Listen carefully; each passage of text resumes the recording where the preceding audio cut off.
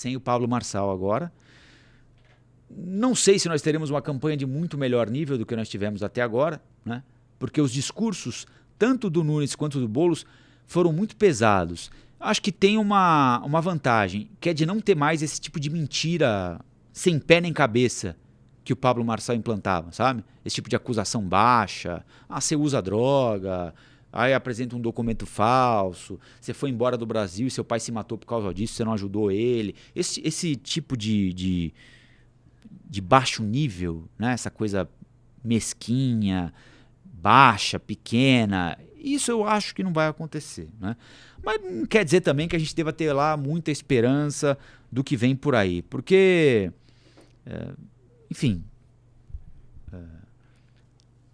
os dois concorrentes estão batendo pesado um no outro, né? A gente tem alguns trechos aí, né, Thiago, para mostrar do que disseram Nunes e Boulos. Tem um trecho aí em que o Nunes fala da diferença entre ele e o Boulos, certo?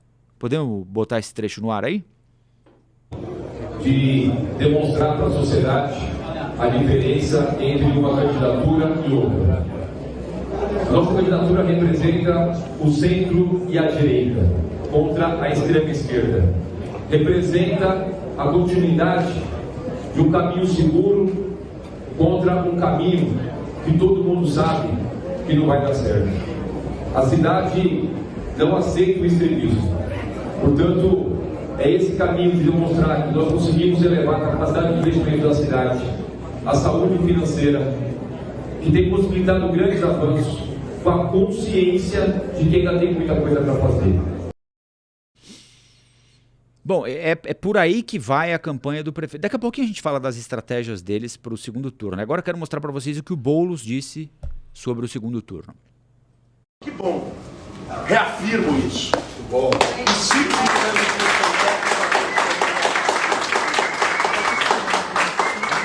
Do lado de lá, nós temos alguém com uma trajetória muito suspeita, que eu tenho certeza que nos debates desse segundo turno vai ter muita dificuldade para dizer o que fez nos verões passados.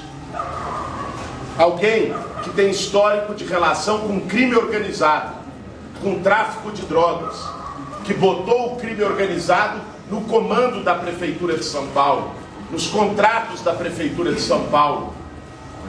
Alguém que tem inclusive que responder por boletim de ocorrência de violência contra a mulher.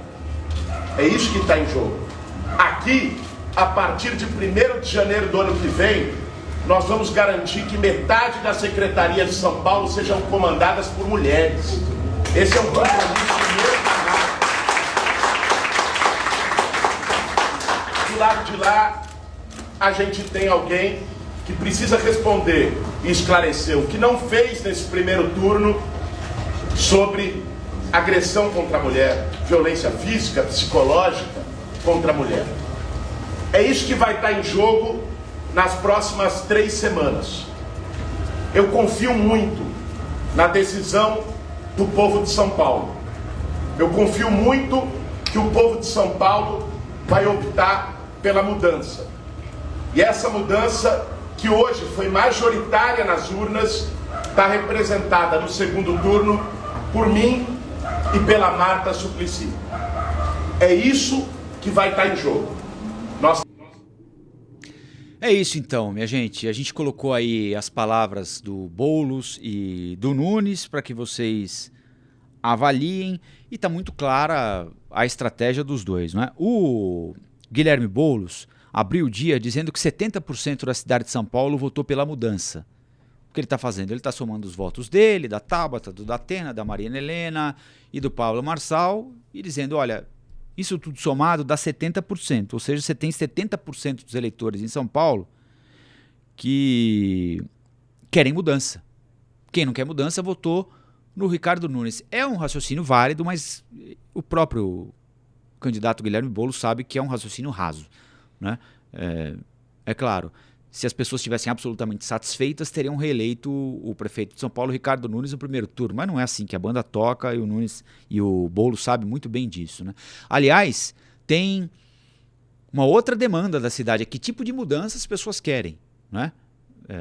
cada candidatura impunha e pode impor um determinado estilo de mudança, né? Uma mudança mais ao centro, uma mudança mais à esquerda, uma mudança mais à direita, como tinha oferecido, por exemplo, a Marina Helena, né? Então, muita gente não quer só mudar, né? Quer mudar um aspecto, não quer mudar outro aspecto, quer mudar tudo, não quer mudar tudo. É assim que funciona uma disputa eleitoral, né? A disputa eleitoral começa no segundo turno com o prefeito de São Paulo menos rejeitado do que o Guilherme Boulos. Se vocês se lembram, nos institutos de pesquisa, o Boulos variava entre a segunda ou terceira maior rejeição. O mais rejeitado era o Pablo Marçal. Depois vinham o Datena e o Boulos, ou o Boulos e o Datena. Muito mais rejeitado o Guilherme Boulos do que o Ricardo Nunes, em alguns institutos com mais de 15 pontos de diferença. O Datafolha, por exemplo, estava dando 38-21. A rejeição do Boulos em relação ao prefeito de São Paulo, Ricardo Nunes. Esse é um grave problema para o Guilherme Boulos conseguir botar a campanha dele de pé e transformar a candidatura dele numa candidatura competitiva para o fim de outubro, né? Porque no segundo turno o eleitor vai para a urna pensando em quem ele quer ser eleito e muitas vezes mais em quem ele não quer que seja eleito. Então, se um candidato é mais rejeitado do que o outro, mais gente, por óbvio, vai dizer não para aquele candidato. Quem é o outro? Pouco importa, eu voto no outro porque eu não quero aquele ali. Como é que o Boulos vai conseguir diminuir a rejeição dele? É uma figura muito marcante, não é?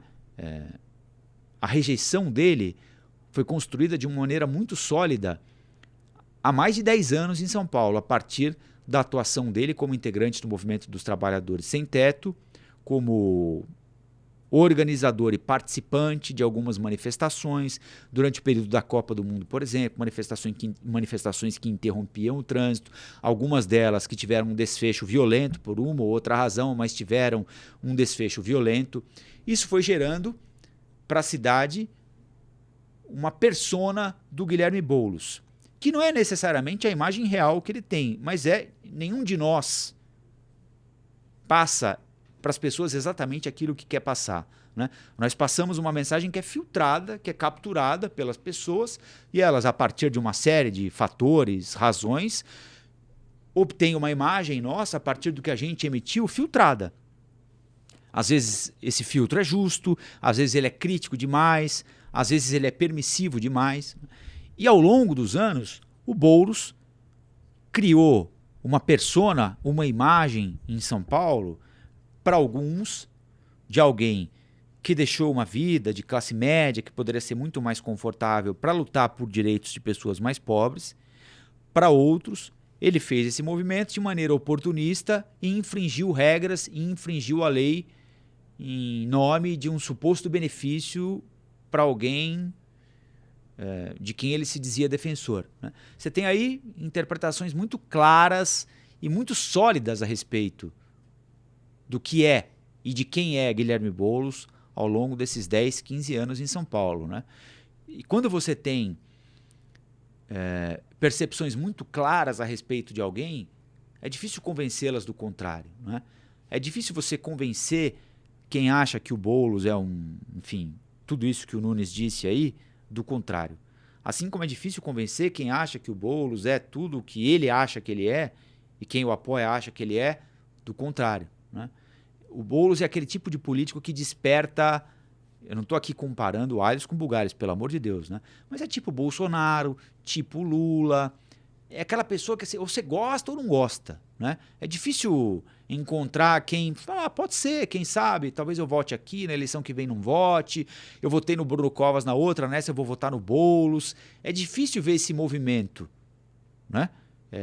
De eleitores numa candidatura que é tão marcante, né?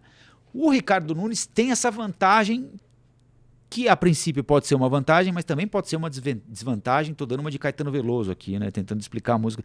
Por que pode ser uma vantagem? Porque ele, por não ser essa figura tão marcante, né, ele pode se beneficiar dessa marca tão expressiva da campanha do Boulos, né? Se essa marca que é tão expressiva e ela me desagrada, o outro, tanto fez como tanto faz, eu vou no outro, né? Por isso ele tem a rejeição mais baixa e por isso ele pode se beneficiar desse fluxo de eleitores que não viram o seu candidato qualificado para o segundo turno, né? Eu sou eleitor do Marçal, eu sou eleitor da Marina Helena, eu sou eleitor do Datena, eu sou eleitor da Tabata. Eu olho o Boulos e vejo ali, né, um contorno muito claro. Esse contorno me agrada ou me desagrada. Quando eu olho para o Nunes, eu não vejo esse contorno. Então, se esse contorno aqui me desagrada, eu tendo a correr para o outro, porque o outro não me diz nada. E como não me diz nada, se eu tenho outro que me desagrada, eu vou atrás desse aqui, né? Então ele pode se beneficiar dessa rejeição do Guilherme Boulos. Se o Boulos é alguém tão marcante que desperta ódio e paixão de maneira muito clara, como é que ele faz para ser competitivo em relação ao outro que não tem uma personalidade tão marcante quanto a dele? Ele tenta marcar a personalidade desse aqui. Como?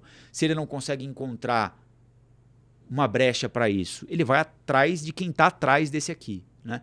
Então o que ele vai fazer? E ele já começou a fazer isso ontem. Tentar aumentar a rejeição do Ricardo Nunes pelo Bolsonaro, tentar aumentar a rejeição à gestão do Ricardo Nunes a partir dessas denúncias que ele apresenta, e elas são denúncias reais. É claro que ele carrega na tinta, mas de fato há uma investigação sobre, que convencionou se chamar de máfia, né? Mas sobre utilização inadequada, desvio de dinheiro na contratação de empresas ou de organizações que administram creches em São Paulo. Ele vai tentar atribuir ao prefeito responsabilidade pelo fato de a polícia ter descoberto que empresas ligadas ao PCC operavam linhas de ônibus na Zona Leste. Então, como é muito difícil ele reduzir a rejeição dele, ele vai tentar aumentar a rejeição do outro, para aí virar uma briga de rejeição, né? Por isso é que tem que ser uma campanha de baixo nível, né? Porque vai ser pancada, é o tempo todo pancada. Não é campanha de proposta, é campanha de porrada. É um chamando o outro de invasor, o outro de amigo do PCC. O Nunes hoje foi muito transparente, muito claro quando ele dizia à cidade: olha, vocês querem manter o seguro, o conhecido, ou optar pelo tiro no escuro, por quem é inexperiente, por quem nunca administrou nada? E aí esse aqui diz o seguinte: você quer trocar o candidato apoiado pelo Lula e que tem como vice a Marta, que foi a prefeita mais bem avaliada da história recente de São Paulo, e continuar com um que é acusado de permitir que o PCC transporte passageiro na Zona Leste ou roubar dinheiro de creche? Então vai ser isso, né? Por isso que eu disse que a gente não deve ter esperança por uma campanha minimamente mais propositiva do que ela foi até agora. Ela não está mais sequestrada pelo Pablo Marçal. Isso não está mesmo, né? Mas vai ser uma campanha de muito mais baixo nível do que aquela que foi lá em 2020, quando os adversários eram o Boulos e o Covas, e foi uma campanha reconhecidamente de alto nível, né? Então vamos ver o que é que vai acontecer. A gente vai estar junto ao longo desse processo. Olá, aqui é o Rafael Colombo. Gostou do que acabou de assistir? Se inscreva no canal Cortes do Flow News para os melhores momentos. Quer acompanhar os nossos programas na íntegra? Então se inscreva no nosso canal oficial, Flow News.